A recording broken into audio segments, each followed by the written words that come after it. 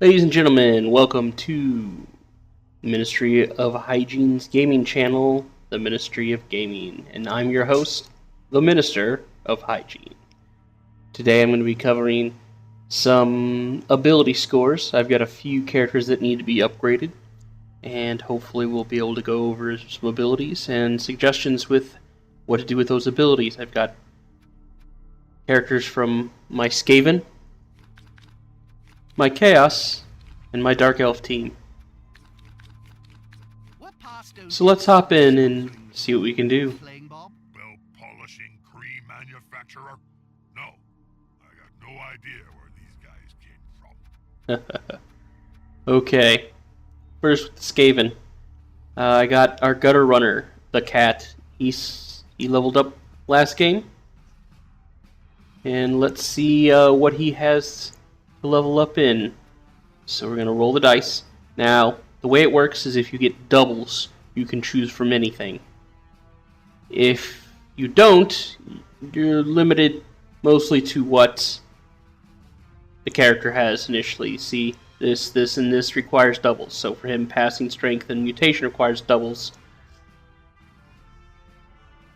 Everything else is open, so general and agility are open abilities for him. Any role will get him general or agility. Now, he's a gutter runner, so even if we do get these, chances are we'll pick an agility anyways. Another thing with it is the higher you roll, the better chance you have of getting ability points up here. Depending on the roll, you can get extra movement allowance, armor, strength, or agility. You do have to roll a 10 or better to get those. So let's roll and see what he gets. Okay, a 7. So he's going to be stuck with agility or general. So let's go over this. Now, in the general skill levels, we get... I'm just going to go down through all of them. The option to strip ball. When a player with this skill blocks an opponent with the ball, applying a push or stumble result will cause the opposing player to drop the ball in the square that they are pushed to, even if the opposing player is not knocked down. Useful for having, if you have a one guy you like to hit the ball carrier with over and over again, this is useful to have. Make sure that he loses that ball more often. I wouldn't probably take more than maybe 1 or 2 depending on your strategy, but it can be useful. Next one is Dirty Player. Add 1 to any armor roll or injury roll made by a player with this skill when they make a foul as part of a foul action. Now keep in mind there is a 1 in 6 chance of a foul action causing you to lose your player for the rest of the game. So this is something you might want to stick on a lineman, or whatever they're called for your team. I know dwarves call them something else, I think longbeards or something. So you don't miss them when you have them. I wouldn't probably have more than one person with this unless you are a team who likes to foul a lot. It only applies to your fouling player's role, so it doesn't add in to another player. You know, when you foul somebody, it's your character starts the foul, and it's your normal roll for foul. And each character surrounding it doesn't have somebody else in their tackle zone gives you a +1 to the injury roll. You need to get basically 1 more success than the AV level. So if somebody has an AV of 7, you need to get an 8 or higher to do an injury of some kind. You have to break the armor. That's the armor roll. In an injury roll, basically there's about a 50% chance of it just being a KO or a stun, and less than that, it is above that, it's going to probably do something. Most common is just miss a game, the current game you're in, but it can lead to death. They roll a d6 and then for the 10s spot, and then a d8 for the other spot. It's really weird. So, for example, you have a 58, but you won't have a 59. It's weird, but the six I think it's like 63 through 8 is death. Okay. And this just adds +1 to the injury roll. It's better for armor than injury, but because injury, it's +1. If you don't roll, if the D6 doesn't roll well, then it doesn't matter. Okay, Frenzy. This is useful for any person with big strength, in my opinion. If you have high strength, Frenzy is very good. There's only 4 characters currently that have this by default, and that is the Rat Ogre on Skaven, the Minotaur on Chaos, the Witch Elf on the Dark Elf team, and the Troll Slayer on the Dwarf team. And basically allows them to block again. When this player blocks an opponent after a push or a stumble result, the player must immediately throw a second block. Stumble if he's down, it doesn't matter. Against the same opponent so long as they are both standing and adjacent. He must systematically follow up. In the case of a blitz, the second block will not be made if the player has insufficient movement allowance. This player can never learn or gain the grab skill. Grab skill is something you get in strength, so we're not going to see it here. The way this works, it's good to have a strength guy because sometimes if you're not careful, you will get pushed in, and all of a sudden your guy who is getting 2 dice now has the opponent gets to pick the dice, and you're going to get hammered. It is useful for pushing people off the field. Any team that fields a frenzy person, I do not like to leave anybody within 1 square of the side of the pitch. I try to get 2 squares unless I know that they're not going to be able to reach me. Because if he frenzies twice, you're off the pitch. If he does it right. The next one is tackle. Players who are standing in this player's tackle zone are not allowed to use their dodge skill if they dodge, nor may they use dodge if the player throws a block at them. This can be pretty useful. I wouldn't like to use the word cut, Bob, as that has... Yeah, I should probably turn them off for this kind of a communication, but oh well. This can be pretty useful for basically against any team who has a dodge. So if I was an elf team or a Skaven team who were squishy and have a lot of dodge, I probably wouldn't bother with this at all. But to have a few select people, especially frontline units with tackle, can be useful to stop, or maybe your wingers to have tackle to stop those that elf bullshit. When elves do their elf bullshit and run and make 4 or 5 rolls in a row, all of a sudden, because they're dodging, they get an extra roll if they fail. Well, guess with tackle, nope, ain't gonna happen. So it really affects their ability to pull that stuff.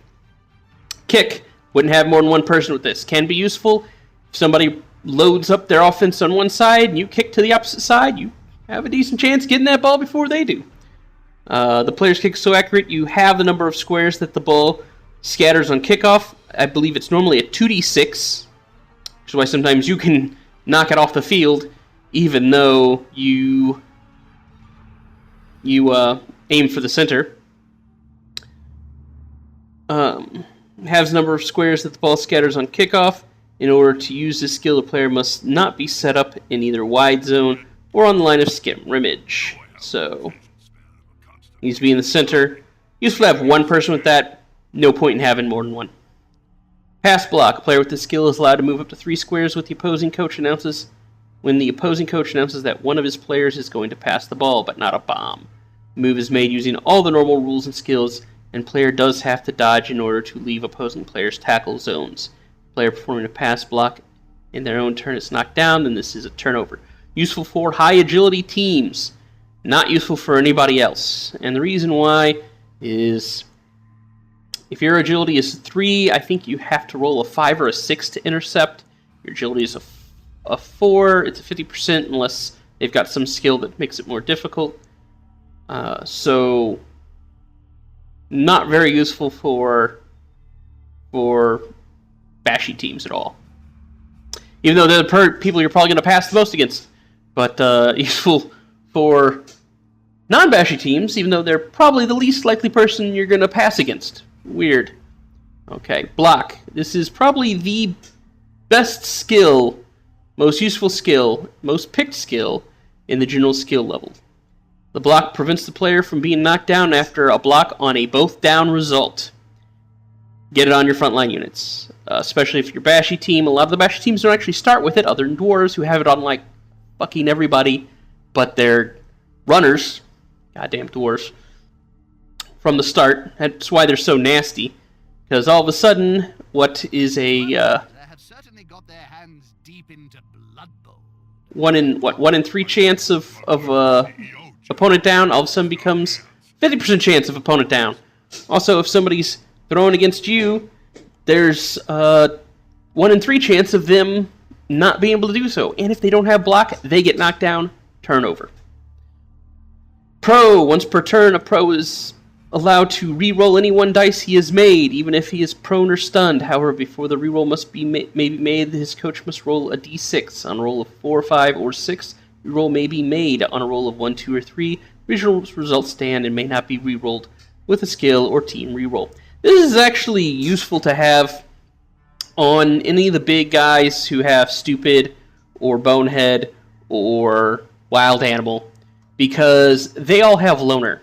So you, using your reroll, your team reroll, you already have a 4, 5, or 6 of failing. So basically, they get to do this every turn that they fail. So it's not really a 1 in 36 chance, because a Wild Animal, for example, if you blitz, you have a 1 in 6 chance, or block, you have a 1 in 6 chance if I'm doing a Wild Animal. A 50% chance if he doesn't do that. It's not a 1 in 36 chance of him succeeding with this, but it's much higher than a 1 in 6 chance of, a 1 out of every 36 times he does it, he fails. It's not that high, but it's much higher than a 1 in 6. Now, I haven't done the math, but just off the cuff, I would say it's probably more like a 1 in 18 chance. So, if you have this, it's very unlikely for you to do a Wild Animal or Stupid or Bonehead if you have it. If you keep them, make sure that they always block, or in the case of Wild Animal, block or blitz. Bonehead is just a 1 in 6 chance, period. And I'm with Stupid, make sure you have a person next to them. And they all have 1 in 6 if you do all that stuff. This makes sure instead of 1 in 6 chance, which means probably happen 3 times a game, it's a 1 in 18 chance. So at most 1 time a game is likelihood, unless you're really unlucky. So now the next one we have is Sure Hand. So I get it for those players. Anyone else is just generally good to have a reroll somebody has to use and you don't have to. So Sure Hands. Player rerolls a dice if he fails to pick up the ball. In addition, the strip ball will not work against a player with this skill. If you have a heavy running team, give it to the people who you get the ball to, the ball carriers, so people can't strip the ball. Also, they're the more likely people to pick up the ball. If you have a throwing team, get it on your throwers. A lot of them already start with it, but not all of them. Kickoff return. The player can move to 3 squares at a kickoff where his team is attacking. If he is not in the front line or in the tackle zone of opponent, please note only 1 player can use this skill at each kickoff and is forbidden to enter the opponent's half of the pitch. Frankly, I've always been a fan of Orchidas. They sell a rather fetching t-shirts. considering on defense, it could be nice. It allows you to move some person around as a defense. Move somebody 3 squares. That's it, 3 squares. So maybe having 1 or 2 people have this, if that's your tactic. But I don't really see much of use for it in the way I play. I like to keep a deep line anyways. And remember, you can't be on... can't be in a tackle zone, so you have to be behind the lines no matter what. Dauntless. This is pretty useful for any, especially frenzy players like Troll Slayers or Witch Elves, because it allows them to,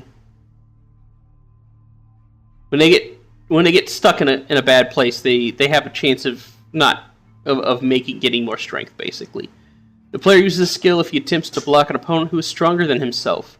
Roll a d6 and add it to his strength. If the total is equal to or lower than the opponent's strength, Use the player's normal strength. If the total is greater, his strength is equal to... If the total is greater, his strength is equal to his opponent's when he makes the block. Oh, so...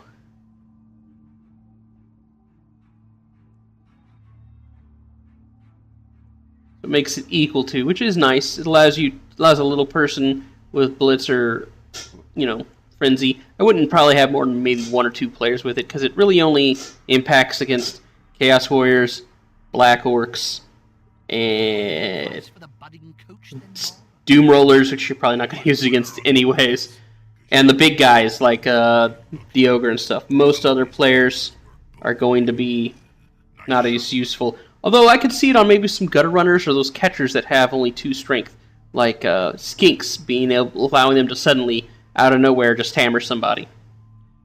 Finned. Opposing players may not follow up blocks made against this player even if the Finned player is down. Just basically means that you can't you hit me, you can't follow me. Might be useful to have on your frontline Skaven or Squishy units, so when they hit you, because they're going first, you get pushed back, but they can't move forward. So it keeps their line stable even if your guy's down. Which, if you're playing a squishy team, usually you don't want to have people in base-to-base contact with a non-squishy team. A bashy team will smash the crap out of you. Shadowing. This is a odd one. Basically, it's a way to get lots of dodge rolls, but you only want to give it to people with high movement. For example, a Skaven Gutter Runner who has a 9 movement. He has only a 2 agility, but if somebody passes him... No, let's read it for us first. Player may use this skill when a player moves out of any of his tackle zones. The player's rolls 2d6, adding their own player's movement allowance and subtracting the shadowing player's movement allowance from the score. The final result is 7 or less. The player with the shadowing may move into the square vacated by the opposing player. No dodge roll. A player may make any number of shadow moves per turn. Basically, you get multiple... You can chase somebody across the field, cause him to make constant dodge rolls. You don't make a dodge roll when you move. I believe that's what it says. You don't make a dodge roll when you move. He makes dodge roll when he moves away from you. So you can extra trip somebody up a lot. Not many teams have people with high movement. The Gutter Runners are the exception. They have like a 9 movement, so might be good for a Skaven team. It'd be a defensive ability for a Gutter Runner. Most Gutter Runners are offensive, but you can have up to 4 of them. So having maybe 2 to play defense and 2 to play offense to specialize each one and switch them on and off depending on what you're doing would be a good idea. And the reason behind that is Gutter Runner's a 9. Most teams have a 7 or 8 at the most. So you roll 2d6. Let's say somebody runs by with a 7, which is actually a little above average, but probably close to average for it's a higher, but not super high. Rolls 2d6. Basically, he has to roll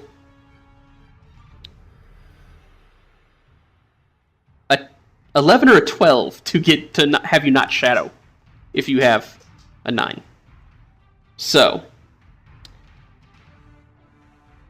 the next one is Wrestle. This player uses Wrestle on a both down result. Both players are placed prone in their respective squares, even if one or both have block skill. Make an armor roll, no turnover unless the active team was the ball carrier.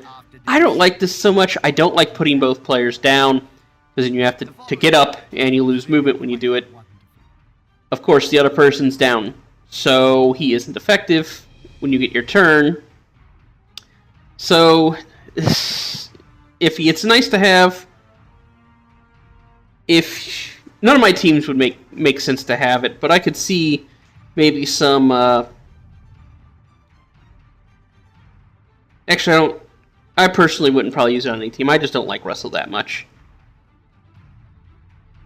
Block's better.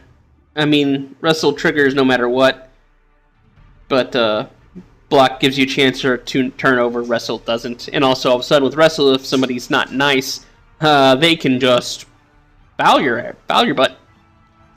Okay. Let's go to the Agility stack. Here is where I would pick the cat stuff, because he's a gutter runner. I only have 2 gutter runners right now, so making them both offensive is really what I want to do. If I buy 2 more later, I might do some of those defensive abilities.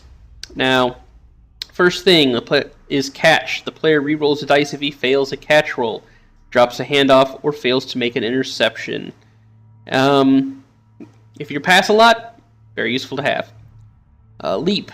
Player with leap skill is allowed to jump to any empty square within 2 squares. For 2 squares of movement. Okay, basically just means you can allowed to jump to any empty squares within 2 squares, and it does cost your movement allowance. Whoop-de-doo.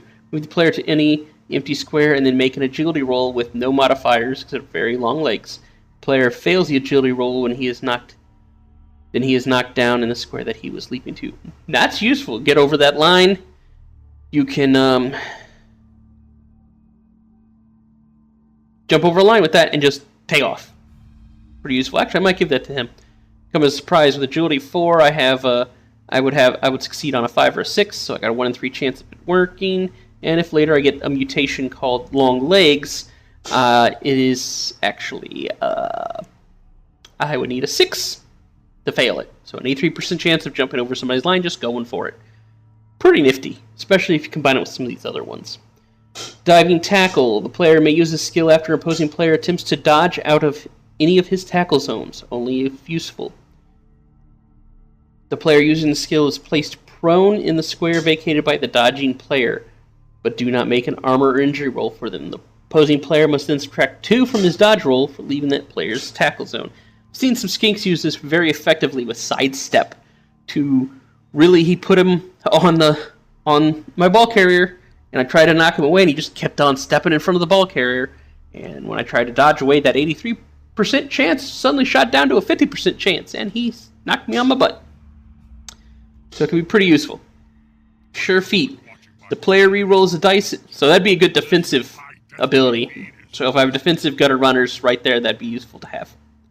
Sure feet. The player re-rolls the dice if he is knocked down when trying to go for it. Well, you get an extra 2. Going for it's always an 1 in 6 chance of failure. So you only fail if you roll a 1. Now I keep saying 1 in 6 chance, but when I'm saying that, I mean that's your chances of failing. And the player re-rolls a dice if he is knocked down when trying to go for it. So 17%. I'll try to stick with percentage numbers. Maybe that'll be a bit better for you. So basically, chances of you falling down when you go for it are pretty much non-existent. I think I'm probably going to get that for this guy. He's got a movement allowance 9. That'll give him basically 12 or 11 movement points. That'll get him almost all the way to the end if I need him to. Dodge what he gets already. Player with the skill re-rolls the dice if he fails to dodge out of any tackle zones of an opposing player. Extremely useful for doing elf bullshit, or skaven bullshit in this case.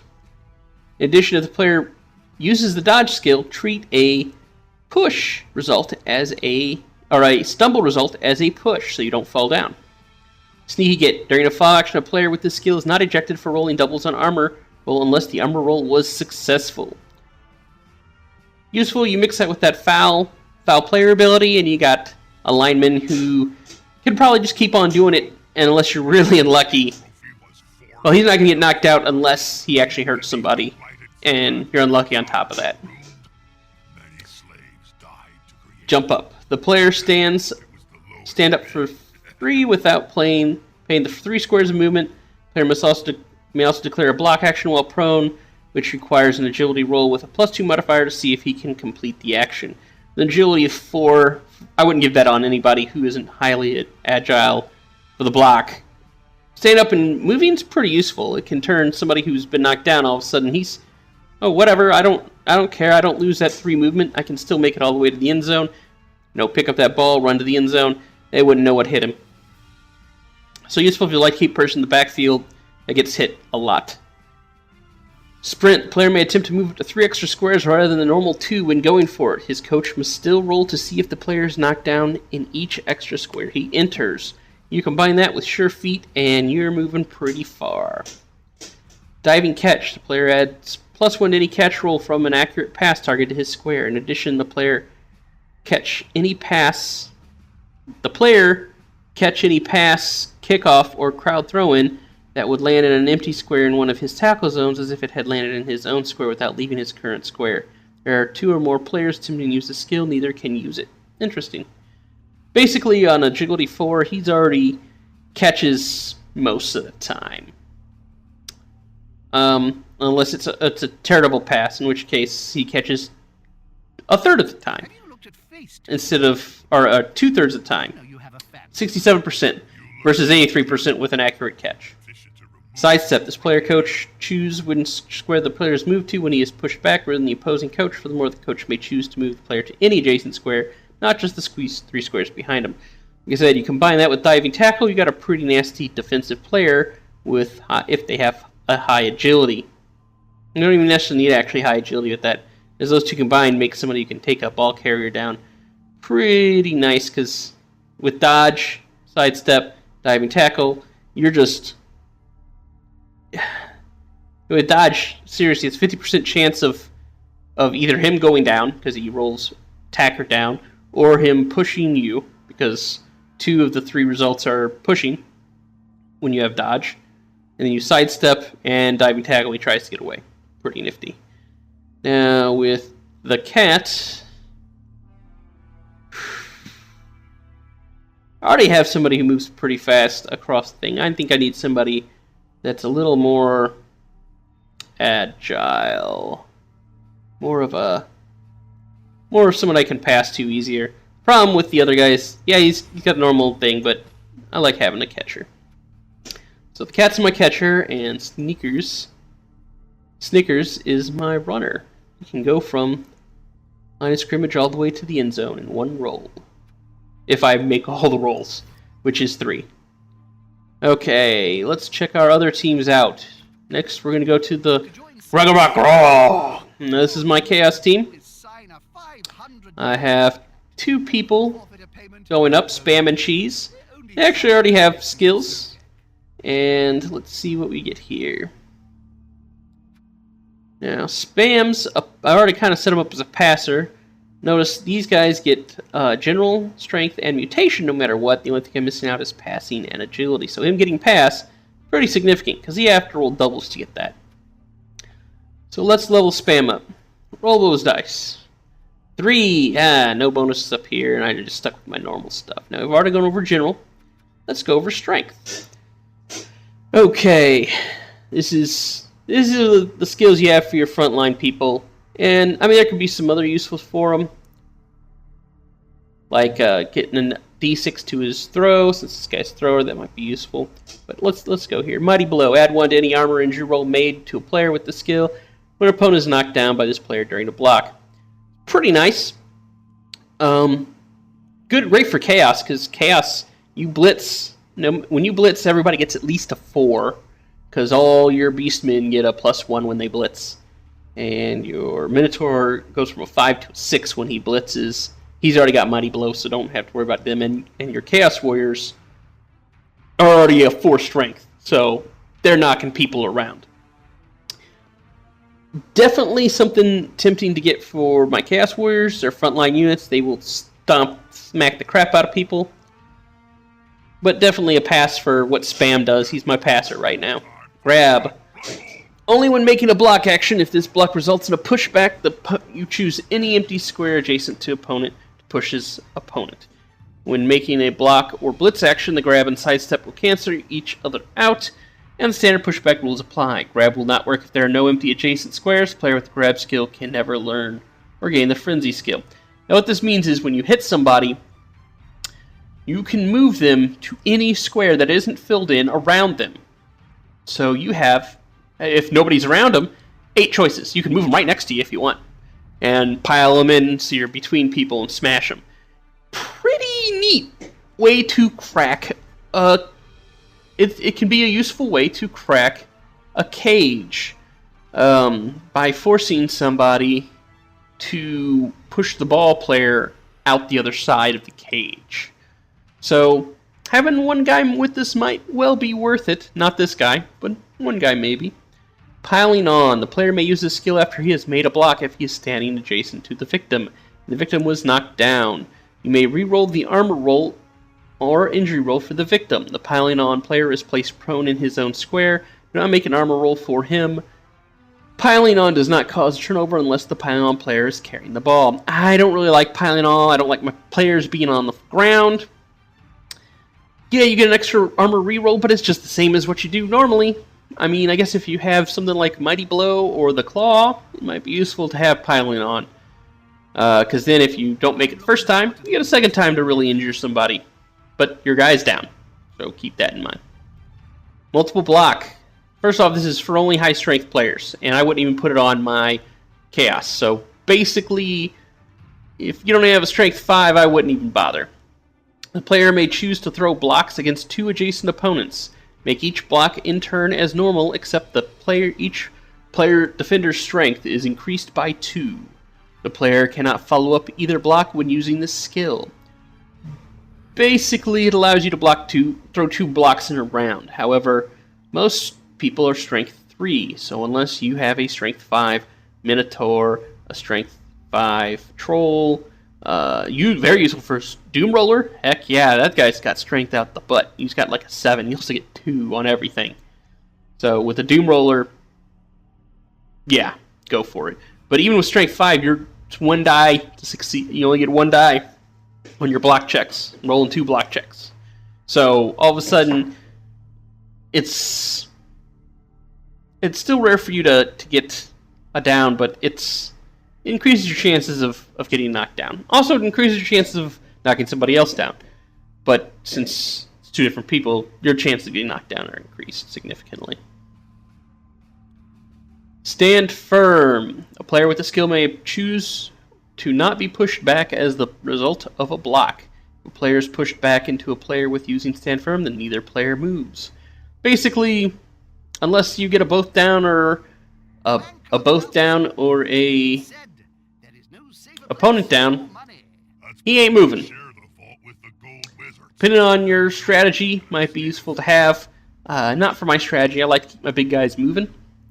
But some of those big guys might be useful for a troll or an ogre to have, where they more or less, are a pivot point on your line of defense, depending on how you play. So definitely could be useful there. Guard. Player with the skill assists an offensive or defensive block even if he is in another player's tackle zone. This skill may not be used to assist a foul. That can be pretty useful. With Chaos, I put my Chaos Warriors on front, so I have 4 strength. I don't have to worry. Most of the time they can outpower any one person. And even if I can get it to where it's one-on-one roll, they're going to roll 2 dice, unless you're talking the big guys. But having 1 or 2 people with this on the front line can be useful because they can really support each other. So you only need if your guy in the middle has it, he can support the 2 guys on the left or right. Or if you have 2 guys, you can maybe throw 5 guys in the front, and all of a sudden, basically, it's like somebody's hitting you with 4. You're hitting somebody with 4, or maybe even 5 strength when they try to hit you. It can be pretty useful if you plan your defense around it. But you need to plan your defense around it. This would be your frontline defense, basically. It's a way to hold the scrimmage line. Strong arm. The player add 1 to the D6 when he passes to short, long, or bomb range. If you already have passed, this can be pretty useful. Pretty much, it's like having an extra agility for the purposes of passing. Makes it more likely for you to succeed. If you can get accurate, I'd take accurate instead, but for example, this team is not really the most agile or pass team, so a strong arm might be all I get. But yeah, basically it's kind of like a poor man's accurate. Not quite as useful as accurate, but it's something you can use on a strong arm team like this one. Okay, now we get Break Tackle. The player uses strength instead of his agility when he fails a dodge. This skill may only be used once per turn. On a big guy, it might be useful if you plan on using him offensively like I do, but it depends on what his purpose is. I don't plan on having Mr. Tibbs, my Minotaur, score for me. He is to smash people. If I wanted him to score, this might be useful to have. Or break away and have him run across the field. But I have other skills that I would rather give him than break tackle. Really, most people's agility, unless you're useful in dwarfs, because dwarves have crappy agility. They have 2 agility for almost everybody but the runners. So great for a dwarf team. Right now, I don't really see too many other people having a use for it. Most other people have at least a 3 agility for everybody. I mean, there's some orcs that don't. And Saurus it might be useful for a Saurus if you want to surprise somebody with it. But that's about all I can think of. Juggernaut. If this player takes a blitz action, then opposing players may not use their fend, stand firm, or wrestle skills against blocks. And he treats a both down instead result as if it is a push result has been rolled instead. Very useful for, well, for my Minotaur. I like to blitz with him a lot. So don't forget you have to blitz. I had a guy, he forgot to blitz, and he didn't use his Juggernaut. And so the both down result ended him dying. No crap. He died. He went head to head with the Minotaur. Down. Mr. Tibbs took him down.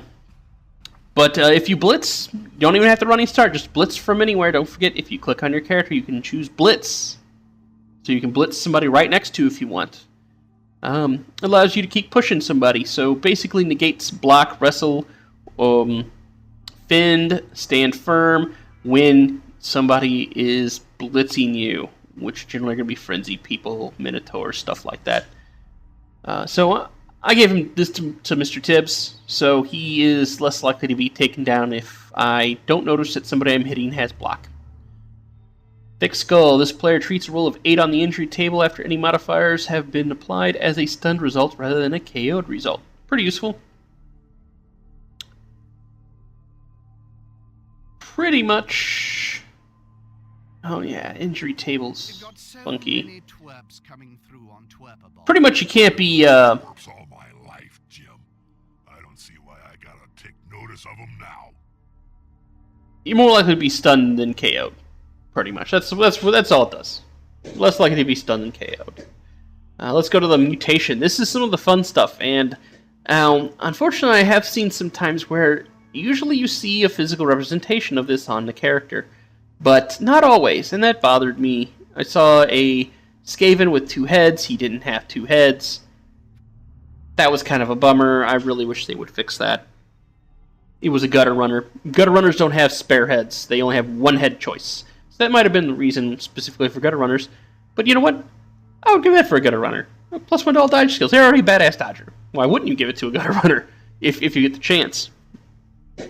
Okay, foul appearance. The player's appearance is so horrible that any opposing player that wants to block him or use a special attack that takes the place of a block must first roll a d6 and score 2 or more. Opposing player rolls a 1. He has 2 revolted to make the block. Is wasted through the opposing team, does not suffer a turnover.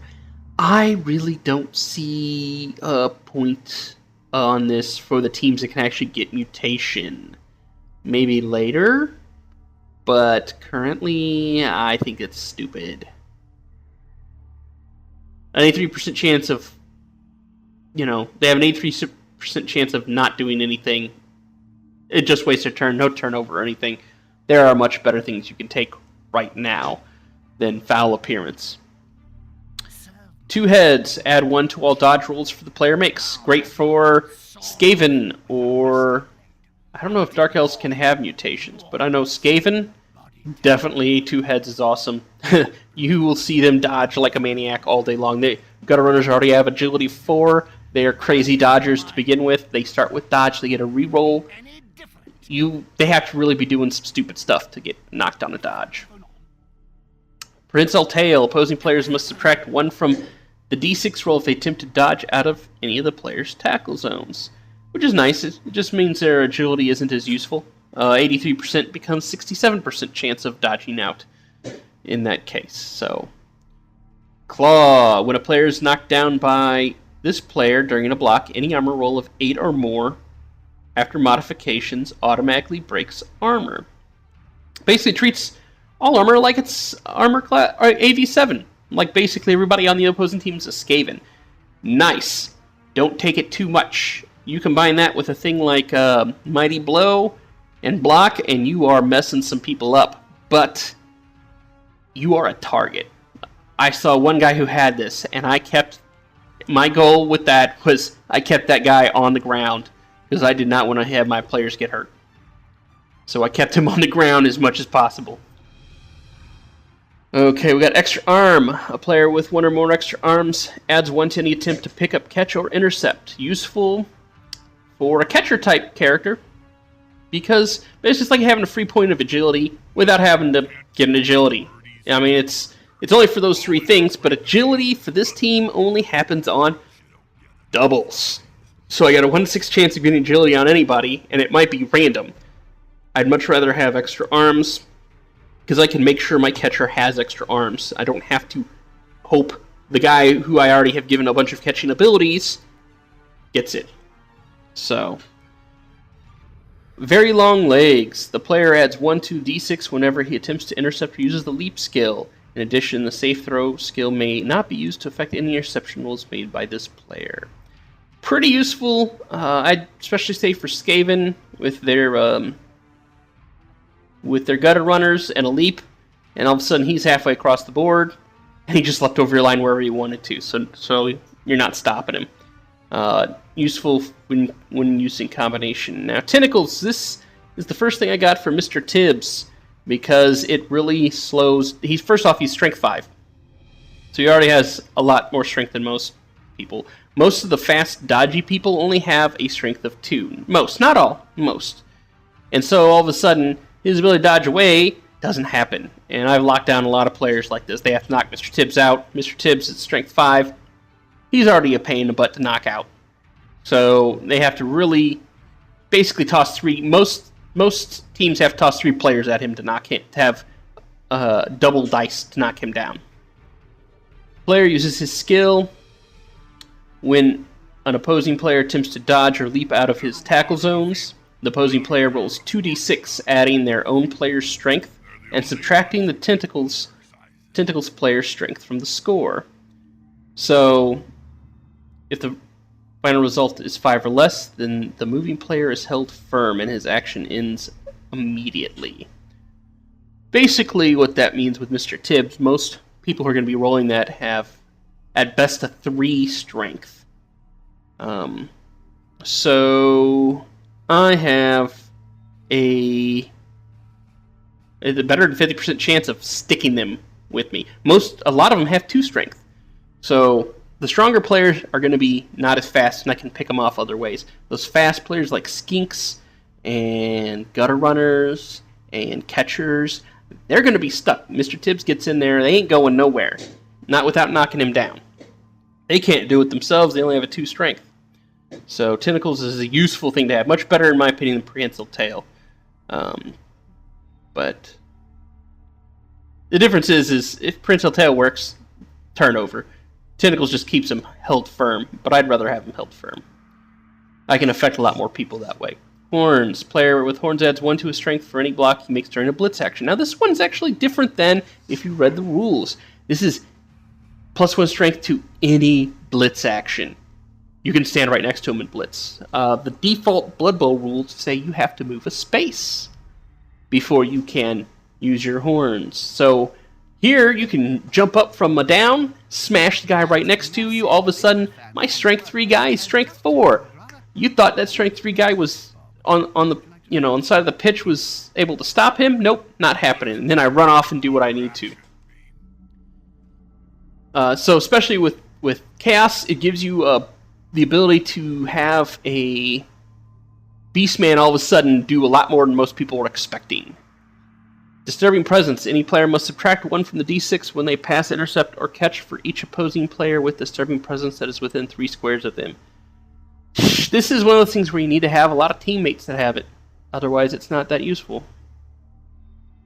I mean, 2 teammates go up against 2 teammates against somebody who's a big passer catcher. You put 2 teammates with Disturbing Presence close. Doesn't have to be exactly on, but close to a catcher, and it's going to be a real problem passing to that guy. Again, It just depends on your play style. I wouldn't find it very useful. I tend to like to knock people down who try to get past me. Big hand. The player ignores modifiers for enemy tackle zones or pouring rain weather when he attempts to pick up the ball. I've only had pouring rain played on me once out of 19 games. So, I don't think it's that useful. Yeah. I mean, if you have a mostly running team, it can be, because you can jump in, grab the ball, jump out. Even if he's got like 3 people there, normally that'd be very difficult to do. And he just says, whatever, grabs it, and goes. Really surprised somebody out of nowhere.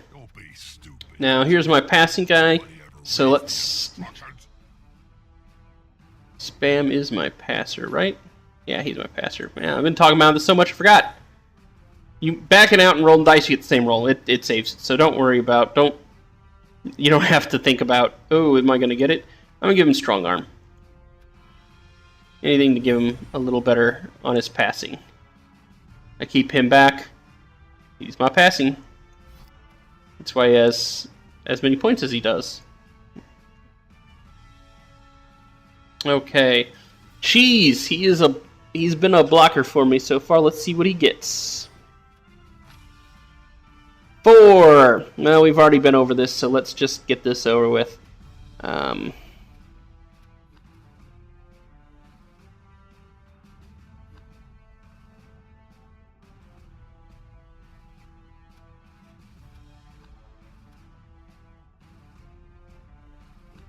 He's already got blocked, so I'm thinking giving him a mighty blow so he can really really mess somebody up.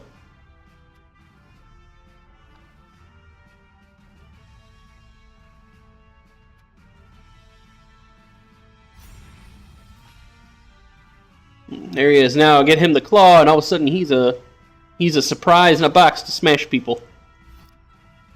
So if he levels up again. Did you know? Okay. Next is the Minister's Blackheart. It's my Dark Elf team.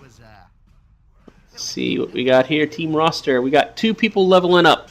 Now, my Dark Elf team is one I built for survivability. I purchased the Witch Elf later, and even with the survivability I tried to plan into it, I still have taken 2 injuries. He doesn't move as fast, and he's got an agility of 3. So, yeah.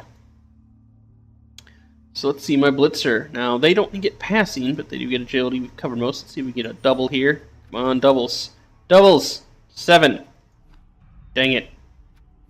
Okay. Now, just because I think it's hilarious, he's already got agility 4, so he's pretty badass. And he's got block already, which is nice. So what if I take dodge? What this means is he only goes down on a... He's only got a 33% chance of going down no matter what somebody hits him with.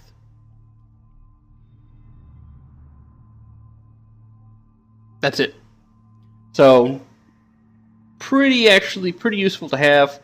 I mean, there's some things that can ignore it, like we've gone over the diving tackle, or what was that, strength 1? But or tackle. Yeah. Spike magazine. But not many people are going to have that, so I think I'll take dodge. Just because I think it's hilarious. Okay, Bureaucrat number 2. It's his first one, so let's see what he gets. Doubles, doubles, doubles, doubles. Damn it! Sorry guys, can't show you passing this time. Hopefully I'll get one next, and I'll go over that as well. But I don't have it. The only team I have with throwers is my Skaven team, and my thrower didn't get a level. So, of course, he mostly gets it for chucking the ball, so he actually doesn't level as fast as some people. He's not in the front lines very often. Now, this is Bureaucrat 2. The Bureaucrats are really... I use them as kind of like throwaway players. So... I'm going to take block. Give him some more survivability. There we go. Now I got 5 players with block on my elf team. Awesome. Well, it looks like we were in luck. The next night after I made the first half of this video, I was playing my campaign, and lo and behold, a character leveled to rolling double digits. So while this is the campaign team, I can still go over the passing skills on that team. So let's go here. Yay. Okay, I don't care because they're just the default team. Here he is. Now, here's the thing. As soon as you roll that level up, it doesn't matter. The game saves it. You always get it again. I'm always going to get 10. Now, 10 gives me an armor value point, a movement allowance point, or any skill I want. Yay! Other skills give you bonuses to stats as well. I believe an 11 is... I don't remember what it is. You'll know when he gets it because it'll tell you. Okay, so let's go over the passing skills. Number 1 is Leader. A team with 1 or more players with the Leader skill may take a single Leader reroll counter and add it to their team rerolls at the start of the game, and at halftime after any Master Chef rolls. The Leader reroll may only be used so long as at least 1 player with a Leader skill is on the pitch, even if they are prone or stunned. Basically gives you an extra reroll per game, period. As long as the guy who has it is on the field. Okay, we got a Hail Mary pass. The player may throw the ball to any square on the playing pitch, no matter what the range. The Hail Mary pass may not be intercepted, but it is never accurate. The ball automatically misses and scatters 3 squares. This skill may not be used in a blizzard or with the throw teammate skill. I've never been in a blizzard yet. That might be interesting. But basically, it's a nice way if you are on your line of scrimmage and they have their whole team down there to chuck that sumbitch all the way across the field and dump it on the other end. And hopefully, if you've been playing a team with lots of passing, at least I tend to keep a man on their side, usually a weaker player like a catcher or a gutter runner with my Skaven. So, just in case I need to do something like that with a regular pass. So Hail Marys can be pretty useful, but there's some other things you might want to have instead if you're going to play a passing team. Safe throw. If you have multiple throwers, it might be useful for one to have it in those situations where you're on defense. Be good for a defensive thrower, because defensive thrower chances isn't going to have the ball most of the time. He might get it once, and at that point, being able to chuck it all the way down the field would be a great benefit. Safe throw. If a pass is made by this player is ever intercepted, make an unmodified agility roll. If this is successful, then the interception is canceled out and the passing sequence continues as normal. In addition, if this player fumbles a pass of a ball, not a teammate, on any roll other than a natural 1, then he manages to keep hold of the ball instead of suffering a fumble, and the team does not suffer a turnover.